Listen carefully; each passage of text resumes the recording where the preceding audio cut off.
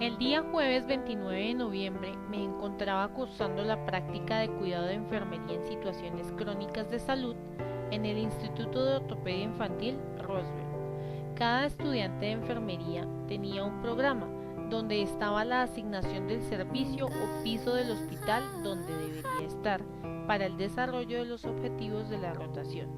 Eso incluía estar con la jefe del servicio y colaborar con la administración de medicamentos, realizar intervenciones con los pacientes y sus familiares o estar en el servicio de pacientes crónicos. Ese día me correspondía estar en el tercer piso de la parte de hospitalización y en una de las habitaciones se encontraba una pequeña niña con su madre. La semana anterior mis compañeras de práctica habían hablado con ella y en esta ocasión solo fui de paso, pues no había demasiado tiempo y debíamos irnos. Fue entonces que luego de recibir turno me dirigí directamente a esa habitación, me asomé y regalé un saludo, buenos días, acompañado de una sonrisa, y asimismo fui recibida por parte de la madre de la niña. Lo siguiente fue entrar a la habitación y preguntar qué tal noche había pasado ambas. La mamá me dijo que en realidad había descansado un poco, pero que había estado bien. Ella estaba en el sofá de la habitación y la niña se encontraba acostada con los pies acomodados en su regazo. Se veía tranquila y serena.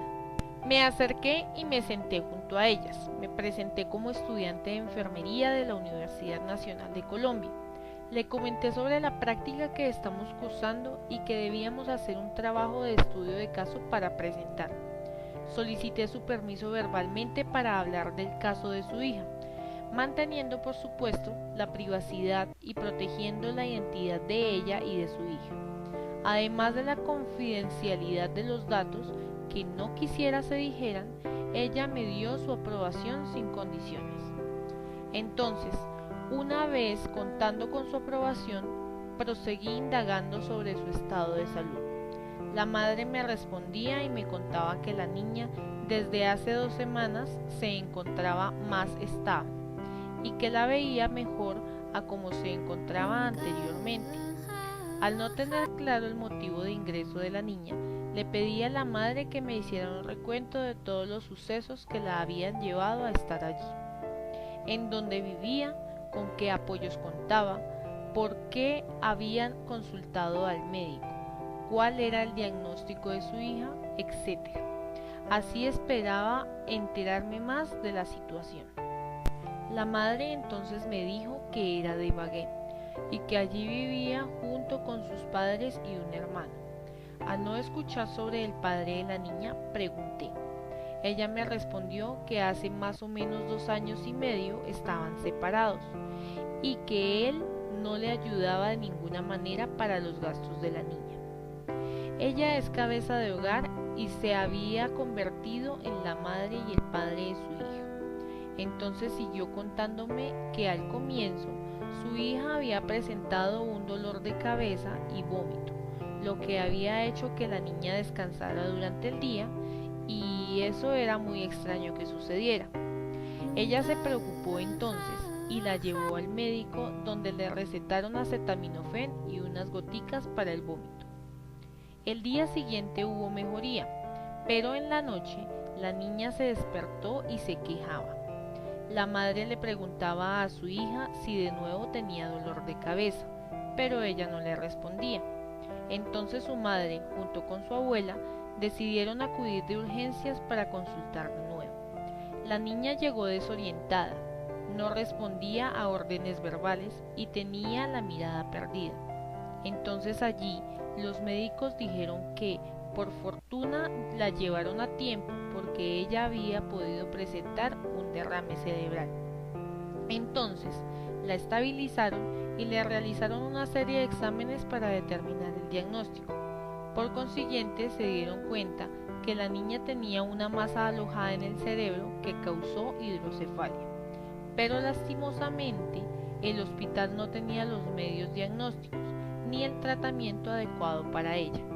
por tal motivo fue remitida al Instituto de Ortopedia Infantil Roosevelt y hace 2 meses aproximadamente se encuentra en este lugar. Me comentó que le habían realizado varias cirugías, una que tenía como objetivo drenar el líquido cefalorraquídeo acumulado, otra para determinar si la masa encontrada era maligna o benigna, y finalmente la que sería para extirpar la masa. Pero desafortunadamente, la ubicación del tumor cerca a la glándula hipófisis solo permitió la extirpación del 70%. El resto sigue en su cerebro. Al recordar eso, la madre muestra facies de tristeza y dice con melancolía que a partir de eso, las cosas cambiaron radicalmente. Entendí su expresión e intenté ponerme en su lugar, pero creo que a pesar de eso es muy difícil y dura la situación por la que ella está pasando. Entonces, ella continuó con el relato de su historia y me dijo que la niña presentó fiebres incontrolables, alteraciones del sodio e inducida al coma casi por una semana, entre otras cosas. La interrumpí un instante e intervine preguntándole ¿qué había cambiado? Ella refirió que después de la cirugía su hija había perdido funcionalidad motora. Antes la niña hablaba, jugaba, reía, corría, hacía cosas que ahora no hace, y después de eso su hija depende prácticamente de ella para cualquier actividad. Además, actualmente no es ni la mitad de lo que era anteriormente. Recordó la angustia que sentía y la preocupación por las largas cirugías que duraban quizá 8 horas o más. Contó su mala experiencia en los hospitales donde la niña fue atendida, tanto en Ibagué como en Bogotá, y refiere que no le dieron atención a los cuidados que necesitaba. Escuché atentamente sus inquietudes y respondí según los conocimientos adquiridos durante toda mi experiencia práctica. Le expliqué cosas de su patología de las cuales ella refería que le decían pero no comprendía. Intenté transmitirle todo de manera sencilla y con ejemplos para que entendiera mejor la condición de salud de su hija. Entonces, a medida que surgían preguntas, me las formulaba y hasta que yo no sentía que ella comprendía por completo la información, no dejaba de explicarle.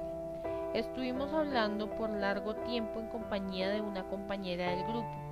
Ella también colaboró con la resolución de las preguntas y nos encargamos de identificar las necesidades de cuidado que requiere la paciente y su cuidadora. Colaboramos a la hora del baño, en el vestir y en el dar comodidad a la niña, hablándole para estimular en ella de nuevo el habla, ya que al perder ciertas funciones debe aprenderlas de nuevo. Nos dimos cuenta que cuando se siente incómoda se queja bastante y llora. Entonces intentamos brindar un mejor cuidado posible para contribuir con la calidad de vida y su bienestar. Es importante aclarar que la madre cuenta con una prima en Bogotá y va a su casa para bañarse y lavar la ropa, pues ella permanece las 24 horas con su hija en el hospital. Es importante aclarar que la madre cuenta con una prima en Bogotá y va a su casa para bañarse y lavar la ropa, pues ella permanece las 24 horas junto con su hija en el hospital. Su entorno normal está en Ibagué, donde tiene su trabajo como profesora de preescolar, sus amigos y su familia. Como su hija debe ser remitida de nuevo a Ibagué y allí no cuenta con las unidades de crónico, que es lo que su hija requiere, debe realizar diferentes trámites con su EPS para lograr la garantía de los servicios como las terapias para su recuperación y un tratamiento adecuado como el que se le presta en el Instituto Roosevelt. Le comentamos que ella podría buscar los medios para que le aprobaran la solicitud de una enfermera que le ayudara en su casa, ya que no puede dejar su trabajo porque responde económicamente por su hija. Entonces, que consultara con su amiga, que es abogada, qué trámites debería realizar con la EPS para lograr obtener los servicios que requiere su hija. La madre se notó satisfecha con la compañía. Noté que la interacción y el diálogo que tuvimos fue asertivo, creando una relación de reciprocidad, de tal manera que la información que le brindamos acerca de la enfermedad de su hija fue muy bien recibida y se notó. Comprendió bastante la situación de su hija. También que gracias a las explicaciones adquirió mucha seguridad para brindar cuidados domiciliarios a su hija cuando vuelvan a su casa. Fue muy importante la capacidad de preguntar de la madre y cómo interiorizó los apuntes sobre los cuidados que debe tener con la sonda de gastrostomía y la administración de medicamentos por esta vía, ya que refiere que las jefes del servicio se han encargado de enseñarle los diferentes cuidados que debe tener, enfatizándonos en los cambios de posición que deben realizarle y la hidratación de la piel, en la importancia de las terapias que recibe para mejorar su estado de salud. Además de eso, pues como la niña cumplió 5 años, indagamos si ella ya tenía los refuerzos de las vacunas de polio, DPT y triple viral que correspondían a esa edad, pero nos refirió que no, porque cuando pasó todo fue que ella cumplió añitos, entonces no había podido ponérselas.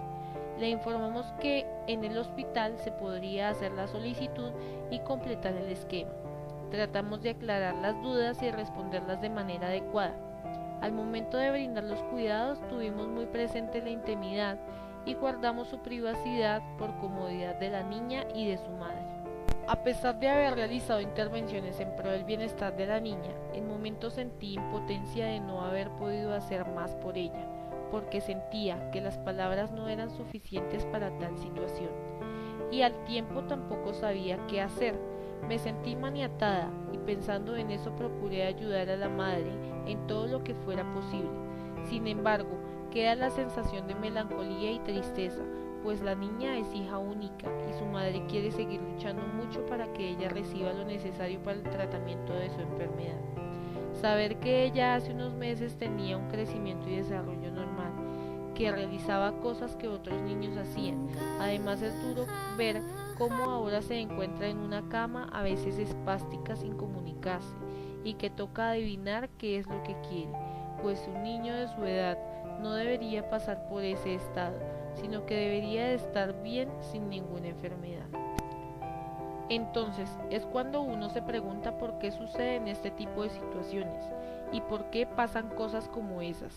Soy de las personas que creen que las cosas pasan por algo y trato de verle el lado positivo, pero en estos momentos todavía me indago y pienso cuál es el lado positivo de esto y por qué le sucedió a la niña. Son preguntas que no creo tengan solución a corto plazo, pero que tal vez en un futuro sí tengan respuesta. En lo personal, hasta el momento, en el transcurso de la carrera, había escuchado historias de pacientes y familiares que son muy duras, pero no me había tocado vivir una como esta, en donde ponerse en el papel de la madre es difícil y ver su situación en donde su única hija se encuentra en una condición de salud tan horrible para su madre, sin tanto apoyo. Es de admirar en ocasiones la fortaleza que tiene o que ha ganado esta madre para ayudar en la recuperación de su hija. Y como profesional, gracias a estas experiencias, he adquirido herramientas para afrontar las adversidades que nos trae una carrera como la enfermería y aprender a brindar apoyo emocional para que el rol del cuidador principal de la madre no se agote tan fácilmente. Terminé el turno junto a ellas, me despedí de manera amable con una sonrisa y avisé que de nuevo estaría el día siguiente con ellas para colaborarles otra vez, de nuevo con los cuidados de su hija y para hacerle compañía a la madre.